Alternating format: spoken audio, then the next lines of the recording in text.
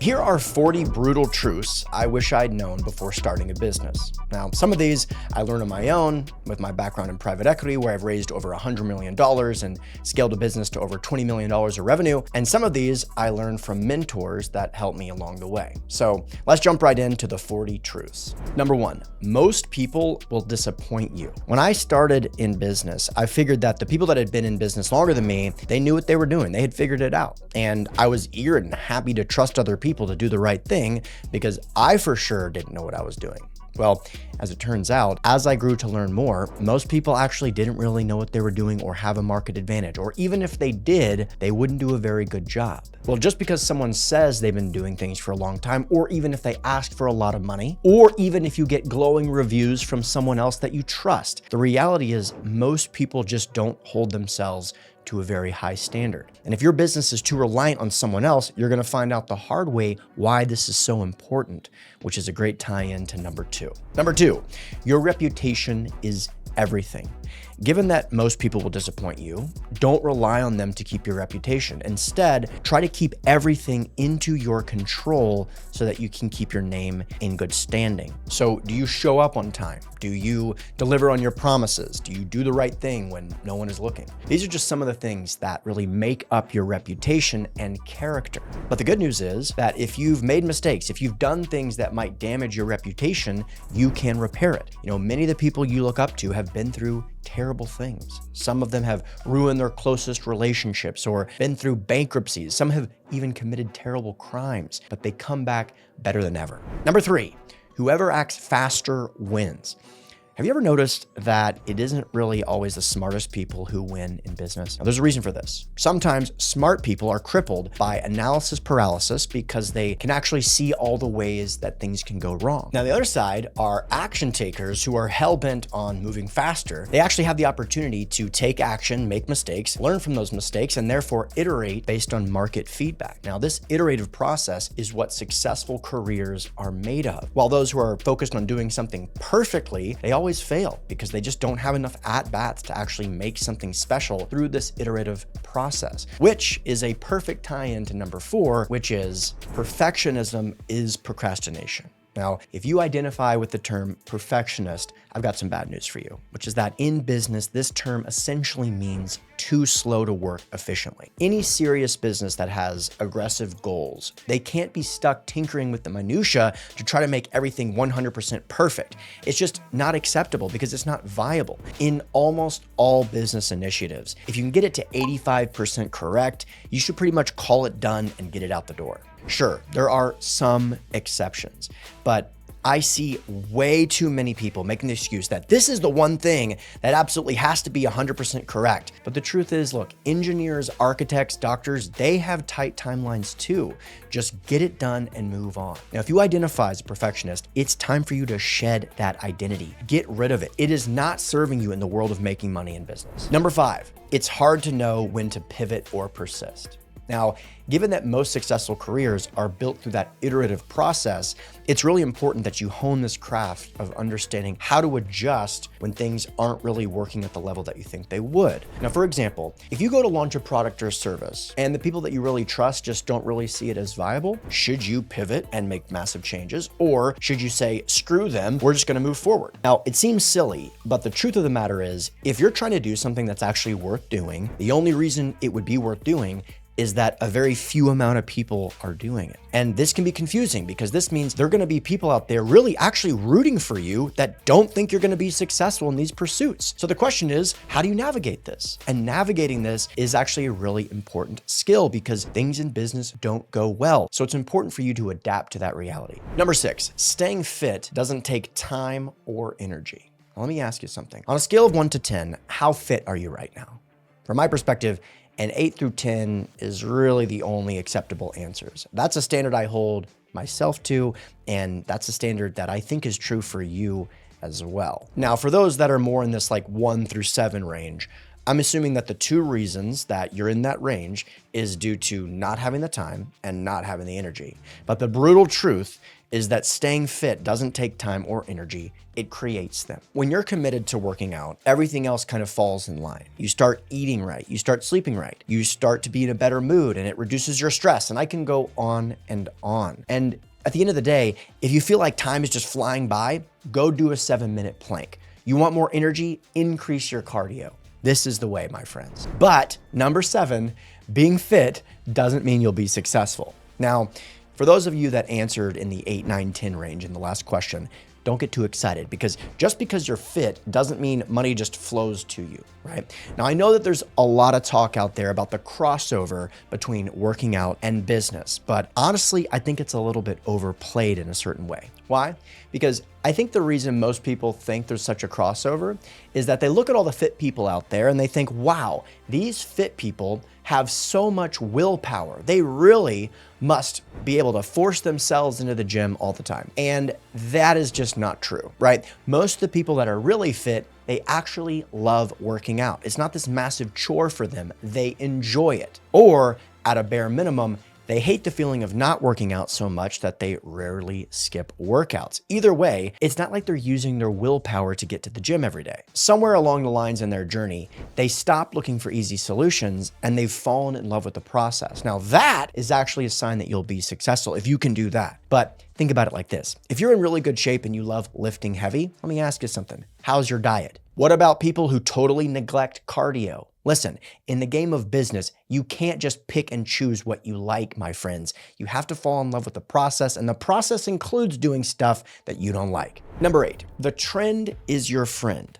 As an entrepreneur, it's important to hone your ability to predict and anticipate which way the winds are blowing so that you can get in front of a rising tide. Being at the right place at the right time can make a huge impact on your business, but you've got to be careful, because if the tide rises really rapidly, that means it can retreat just as fast, which is a very good tie-in to number 9. Number 9, there's no free lunch. Now, I've had enough experiences in business to where I can honestly say there really isn't any free lunch. Even if you are at the right place at the right time, it's still extremely difficult to actually be successful. Yes, there are certain industries that lend themselves to you generally making more money, but guess what? Those industries are very competitive. So the bottom line is the boat you're in does matter. I'll give you that, but you should expect choppy waters. The real breakthroughs that you're gonna have in your career are not a result of you finding some golden ticket no one knows about to make millions of dollars, but will have a lot more to do with brute force and work ethic. Number 10, take more risks. I know you're watching this right now because you're looking for tips about business and you probably want to make more money. So if this sounds like you,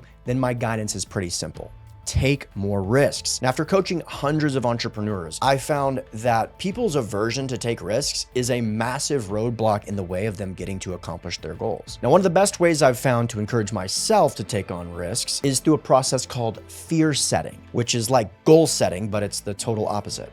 Now, here's an example. If you're thinking about starting a business, I would take 60 to 90 minutes and just try to write out all of the things that can go wrong, like the worst case scenario. Now, be realistic, because otherwise your brain won't really take it seriously, but give an honest assessment of how bad things can potentially go. Now, once you have things kind of written out like this, you'll start to familiarize yourself with this reality, and you'll probably realize it's just not that bad.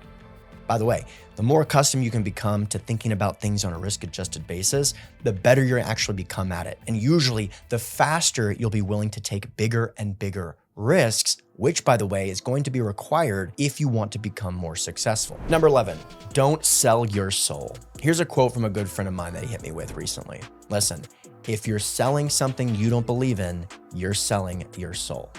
Damn. That still hits right now. Honestly, if you hear that and you feel like it's directed at you, dude, just stop. No matter what happens, how bad you think it's gonna be, how bad you need the money, never sell something where you think the buyer is getting a really bad deal. At the end of the day, you're not just selling a bad product, you're literally selling your own morality. That'll cost you way more than whatever you'll make. And by the way, it'll weigh on you way longer than you could possibly imagine.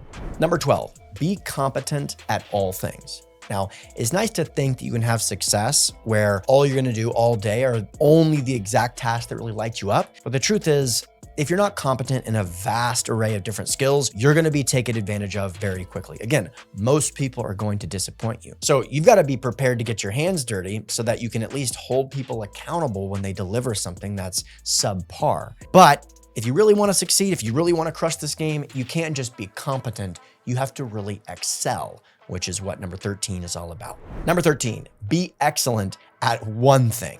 All right, even though you've got to be competent in a vast array of different skills, the only way to really deliver something amazing or to really bring tremendous value to any business or client is to be head and shoulders of everyone else at one thing. I'll put it this way. If we're going to hire someone, let's say like a director of marketing or something, if we go to interview that person and they go, hey, I'm good at marketing and client success and fulfillment and mindset coaching, and I'm really good at booking travel as well, I'm going to be like, all right, that's not a specialist, which is what we need because we're hiring for a very specific role, like any normal business is. So you should view your own skill set in the same way. You've got to be the guy or girl who's just incredible at that one thing. Number 14, be a leader or no one will follow you. Now, if you want to own a company, you actually have to put time and effort into being a leader. You have to be a person that people actually look up to. So what does this mean tactically? Well, you have to have a vision and communicate it clearly. You have to have enthusiasm and inspire it in other people. You have to have an interest in your team members and express it explicitly. Basically, you got to do dope stuff and inspire people around you to go and do the same. By the way, this is one of the many reasons it's important to be in good shape. I just don't know how someone can really be aspirational if they treat their own body like crap. Number 15, others judging you isn't the problem. Once I was sitting at a table with several people, many of whom have been involved in hundreds of millions of dollars of private equity transactions. And there's a couple people that weren't really on that level quite yet, but had some promise. And one of those more beginner people were like, hey, listen, how'd you guys get there? And we were talking about it. We were saying, yeah, listen, we've used social media to leverage our brand and grow our reputation and also nurture clients. And he basically was like, I'm not willing to do that. I don't want to put my face on my own Instagram. And we were like, why? All of us have been implementing that strategy and seeing incredible results. And basically he's like, look, guys, at the end of the day, my friends from home just think that stuff is super cringe, and I don't even think they would even want to hang out with me anymore if they felt like I was the kind of person that went down that route. And pretty much everyone at the table that has been involved in all the stuff he wants to be involved in was like, bro, you've made way more money than your friends from home. You know? And so what you're talking about is all your friends from home who are not nearly as successful as you trying to dictate how you should be more successful. You're taking advice from people that have not accomplished what you want to accomplish. And instead, the people that are at this table that have done exactly what you want to do, you're ignoring them. And honestly, it was a wake-up moment for me as well. I mean, look, we're sitting at this table with multiple 9-figure fund managers all telling this person something, and he's concerned about his random broke friends from home. Listen, guys, random haters aren't a concern of yours. The real concern is that you don't have nearly enough, which, by the way, is a great lead into number 16. Number 16, how to become known. Look, I'm not saying that you've got to be a celebrity or something like that, but you absolutely have to be number one in your clients' minds if you want to get to that 7- and 8-figure conversation. You got to be at least thought of as the category king or queen in whatever niche you're in if you really want to generate that kind of revenue. But here's the thing. If you already know what kind of business you want to have, and especially if you're already knee deep in this business, it's likely that you're totally obsessed with your product or service, as you should be. But the issue though, is that it doesn't matter how good you are if no one knows about you. So you got to solve for that. You've got to be known. You've got to be memorable. You have to be polarizing. You got to kind of plant your flag in the ground and say, I'm over here, they're over there. Those are my enemies. And by the way, my path is the only way. So start thinking like that. Start speaking like that. This is how you're going to find your 7- and 8-figure voice. Number 17, it's not all about you. Now, while it is important for you to be known, what you talk about isn't all about you. In fact, your trials and tribulations, and especially your product and service, are basically irrelevant to your customers unless they tie in to what they really want, which is to achieve their goals and to avoid their fears.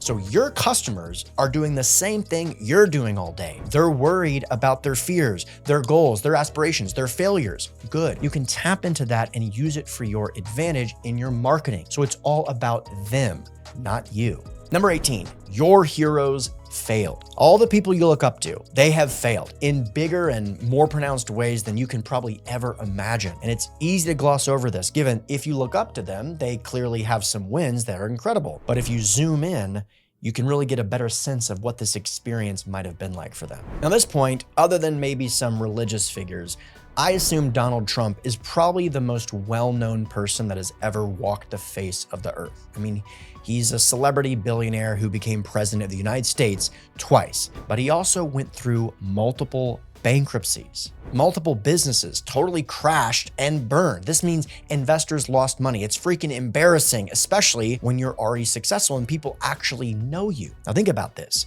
People are looking up to him, right? He's at the top of his game and he goes through this massive collapse and he was a loser, to put in his words. By the way, he also went through multiple divorces with children. You can say what you want about the guy, but you really think that this didn't weigh on him? Yes, he made billions of dollars, but if you think that things like embarrassment or family turmoil or even criminal proceedings don't weigh on someone because they've made a bunch of money, you're just wrong. The reality is your heroes had to endure things that would wipe you out. And the hope is that one day you'll get to a level where you can also endure way more than you currently would. And my friends, that's what's in store if you keep it up. Number 19, work ethic is greater than all limitations. Yes, you have limitations that you can't change. What family you grew up in, how tall you are, your genetics. But the truth is, these limitations are nothing compared to your work ethic and willpower. In fact, if you go down this path, you're gonna start to hear people around you say, hey, listen,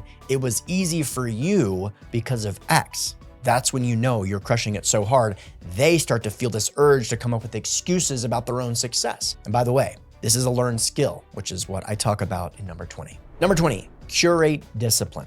Now, for many of you, freedom is kind of the true north. But in order to achieve freedom, you have to curate discipline. But if this isn't something that comes easy to you, how do you actually go about this? The simple hack for this is to ask yourself, what do the most disciplined people do, and just model them, right? So here's a free starter pack. Wake up and go to sleep at the same time every day. Get to work at the same time every day.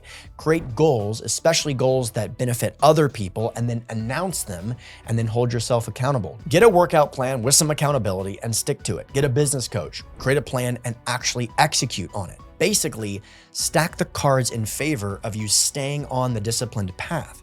And when you fall off, don't spiral. Don't let a cheat meal become a cheat week. Just get back on the disciplined path and keep going. This is what it means to curate discipline. Number 21, cycles can be more powerful than you. Listen, forces outside of your control can destroy you, especially if you let them. Like, have you ever noticed that there's a stock market crash every 7 years or so? Have you ever wondered why people don't just wake up to this reality and stop letting it happen? Well, I have too. But I'll tell you, it's way better to be prepared for these moments than to think you're better than everyone and be totally blindsided when it actually happens. Which, by the way, is a great tie-in to number 22, which is number 22, you aren't smarter than everyone. As your business grows, you'll gain confidence and conviction in yourself and your decision-making process. You'll likely attribute a lot of your success to your action, and you'll fail to kind of account for the amount of luck and market timing that was involved. Now, if this continues for long enough, you'll start to think that you actually are more talented, more smarter. You're generally better than most people. And once that happens, you'll start to look back in your career and wish you hadn't played so small. You'll kind of be motivated to take a look at some of the moves you made and the lessons you learned and say, you know what? Those were all for people with a small mind. Now I've got confidence and conviction. I'm gonna really go for it. I'm gonna make a massive move that I never would have made in the past. And the moment you make that move, it all comes crashing down. And this is the moment that most people get wiped out. Number 23, money problems can be solved. Listen, pretty much all problems are money problems, and money problems can be solved if you simply make or have more money. You don't like the weather where you live? Get a vacation home. You don't get to spend enough time with your wife? Get a nanny. This is why it's so important to be successful, because otherwise you go around trying to find solutions other than the most obvious one, which is make more money. Now, if you're starting from zero, or you just recently went through a business wipeout, there's a couple ways to make more money and therefore solve more money problems. Cut expenses, acquire more customers, charge them more, and get them to stay longer. That's it. Number 24, seek conviction to get paid.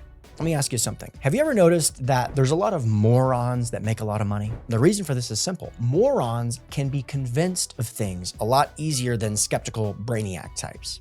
But in the world of business, whoever has the most conviction wins, not who's the smartest. So having said that, it's important that you go out and actively seek that conviction. You need to seek proof that your product or service is light years away from your competitors. This will pay off. Number 25, pain is between you and your goals. Look, here's you, here's your goals. This is how you envision this going, up and to the right. And here's the way it actually looks, right? Up, down, crashes, setbacks, nightmares, horror stories. There is massive amounts of pain in between where you are and the growth that you're seeking. And you probably already know that, which by the way is probably why you're procrastinating. But the faster you learn to dive into this pain, the faster you learn that you should actually enjoy that feeling, the faster you will actually enjoy this entire process. Basically, anytime you want to level up, anytime you want to grow, you're going to have to experience pain to get there. But good news again, number 26, it's just pain. Quick question. You know who this person is? His name is Curate, and he broke the world record for the number of pull-ups done in 24 hours. He did 10,001 pull-ups. Take a look at his hands. Pretty gross, right? His quote on this is pretty simple. It's just pain, and pain is only temporary. Like, if you're going through something really tough right now, just know it won't last. There's only two options. One, the situation will change and therefore the pain will be gone. Or two, you get used to it and move on. But there is a kind of pain that will haunt you, which is why I had to include number 27. Number 27, the one thing that can haunt you. There is one kind of pain that will last and haunt you forever, and it's a kind of pain that will fester and eat at you, and it can ruin your self-esteem and even destroy your future. And that's the pain that comes along from regret. Regret of not playing bigger, of not living your life to its fullest potential, of not really going for it. That's the one you should be most concerned about. Number 28, rare achievements require rare sacrifices. Now, one of my proudest exploits in the gym is that I deadlifted 475 pounds with a body weight of just 160 pounds. Now, obviously, I like deadlifting and I even like deadlifting heavy. But in order to get this result, I had to do something that people that like deadlifting simply don't do. I had to be freaking patient. If you want to deadlift something like 475 pounds, the path isn't go in on week 1 and deadlift 405. And then week 2, you deadlift 410. And then week 3, 415. No, this actually took me more than a year of focused training far below my max. I was seeing incremental gains that most people would have laughed at, doing things like mobility work and injury management and recovery stuff. All the stuff that no one wants to do makes the difference over a long enough time period. So if you want to get a result no one else has, you've got to do the stuff no one else is willing to do. Number 29, your problems are small. Now, I'm not sure if this is good news or bad news, but if you want to accomplish great things, the problems you currently have are small and bigger ones are headed your direction. And if you're fortunate enough to play bigger and bigger, you'll eventually face things that would have wiped out your former self. But if you continue to attack these challenges and pursue growth, you will build up thick skin. You'll build up a thick balance sheet capable of withstanding things you can't possibly imagine. And again, you're already on your way because the problems you faced in 2025 probably would have destroyed the 2015 you. But again, the problems you'll face in 2035 would probably wipe out the you of today. But keep in mind, if you keep going, you're gonna be ready when they come. Number 30, chase passive income, stay broke. Listen, anyone chasing passive income is going to stay broke. And the reason for this is simple. No one in the history of building businesses has ever generated serious life-changing wealth because they were pursuing passive income. The only way to create a business that is really self-scaling and capable of kicking off so much cash flow that you can go to Mexico and just drink Mai Tais, the only way to do that is that the founder is obsessed with the business. They're obsessed with the product. They're obsessed with the clients. They want to know how to solve the problems of the business. You've got to be totally obsessed with this. And if you're not going to be able to create much passive income, and you're certainly not going to get rich. The faster you can fall in love with your business, the faster you'll be able to play bigger. But keep in mind, focusing on passive income as the true north is a fool's errand. This is something broke people do. Don't be like that. Number 31, you just aren't there yet. Now, regardless of where you are in your journey, if you're seeing results that just aren't where you think they should be, The truth of the matter is you just aren't there yet. You just haven't put in enough work yet. You haven't had enough experiences, or maybe the product or service isn't really that good. Either way, the proof is in the pudding. Now, I know it sucks to hear because I've been there, obviously, but it's just the truth. But now that you know that, you know how to solve for it, which is more time focused on mastering your skills and a refusal to quit and let anything derail you from that goal. Number 32, stop playing defense. Now, looking at your situation on a risk-adjusted basis is a critical skill to develop as an entrepreneur. And when you look at your situation objectively, given that you're here watching this video, you clearly want more. It just means one thing.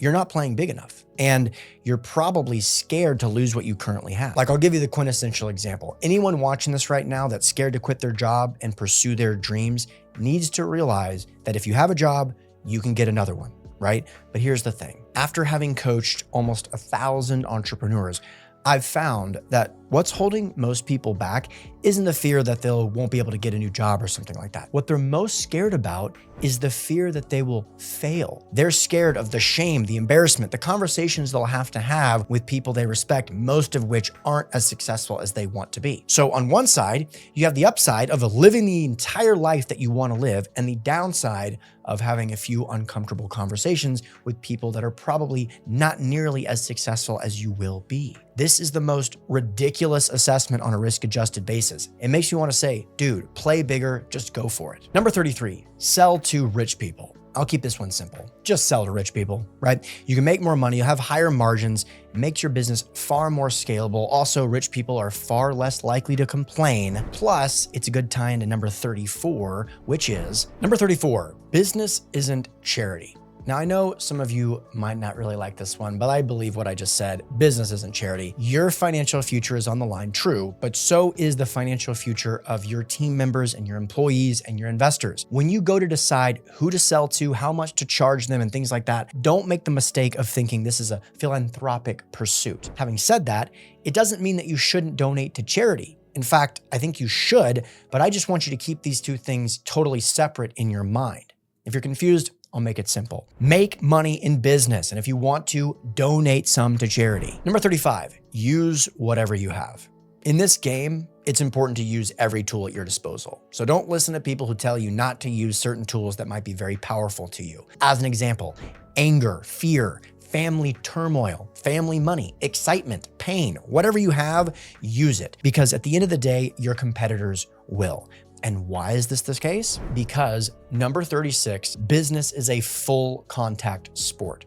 If you're trying to win at the success game, you got to realize that it's all on the line for you and also the people that you're playing against and with. If they think it will be to their advantage, people will scratch and claw to win. And as such, you should be prepared to catch an elbow. Now, rather than be constantly shocked by this and have to be reactive, you should just be prepared to play full out. But just because it's a full contact sport doesn't mean you should jump into the crowd and then start fighting the fans or something like that. It just means that if someone is driving in the lane, you've got to be willing to put your body on the line to protect what's yours. Number 37, you aren't Alex Hormozi. Now, most of you probably know who Alex Hormozi is. He's someone who kind of rose to YouTube fame status over the last couple years. And because of his stardom, there's a lot of people online that are trying to be like him. And then they're shocked when their accidental Alex Hormozi impersonation doesn't really resonate with anyone. And here's the thing. Alex went to Vanderbilt, where he graduated in 3 years, magna cum laude. Then he started Gym Launch, where they did $20 million of profit in 18 months. Then he started a company called Prestige Labs, which is a supplement company, and also a software company called Allen. After a few years, he sold the whole thing for tens of millions of dollars. Now, my question for you is, does that sound like your story? Probably not. But I'll tell you another story, Tony Robbins' story, right? Tony Robbins was kicked out of his home when he was 17, lived in a car, worked as a janitor for $40 a week. Now, he later became a billionaire. Does that sound like your story? No. But do these two stories sound similar? No. The point is, you have a place in this space. You're not going to be able to be Alex Hormozi. You're not going to be able to be Tony Robbins. So don't tell their story and don't act like them. You can have your own story. There is a place for you, but don't be a watered down version of someone else. Number 38, improbable, horrible things are coming. I know an investor that is extremely successful that was able to get access to a $40 million line of credit from a bank. Now, in order to get access to the line of credit, he needed to put up $8 million of cash as collateral to the bank. Shortly after he sent the $8 million of cash for collateral, the bank actually went bankrupt and he lost the $8 million. He didn't even draw on the line of credit. Now, of course, he sued the bank, but they were bankrupt and he ended up never recovering a dollar. Now, before I heard this story, I wouldn't have even thought that something like this could even be possible. But if you play big enough, you're gonna hear stories like this. And unfortunately, one or two might actually happen to you. Plan accordingly, financially, emotionally, and spiritually, because big, nightmarish, improbable things are coming your way. Number 39, the feeling of achievement won't last. And one of the things I've always been fascinated by is the Olympics, specifically people who win gold medals at the Olympics. This is basically the crowning achievement of a lot of sports. And one thing I've always found interesting is that if you ever have an opportunity to listen to an Olympic gold medalist talk about their experience after winning a medal, it always sounds very similar. It's almost always the same. After a few days of processing what really happened, there's two options. Either they immediately start planning for next year's season, or B, they totally lose their sense of self and can even become depressed. Either they get back to grinding, which is the thing they actually love, or they totally lose their sense of self. Why? Because the thing they actually love is the pursuit. The pursuit becomes who they are. So this concept of reaching the top of the mountain is basically a foreign concept to them because what they're always focused on is the climb. So no matter how high you climb, if you're going to do great things, the reality is that feeling of achievement won't last, but my friends, the pursuit is well worth it. Number 40, it's not too late. If you're watching this right now, you are one of the luckiest people that's ever lived. No, not just because this video is so good. Well, it's been kind of great, right? But not because of that. You're lucky because the path is clear. And by the way, there are many paths to get to where you want to go, especially now. Regardless of your age, as long as you start today, you've got enough time. Now, if you wait to start tomorrow and tomorrow and tomorrow and tomorrow, it will be too late. But as long as you start today, you've got a shot. These are the 40 brutal truths I wish I had known before starting a business. Now, if you want to learn more laws of the richest people in the world, click the video on your screen right now.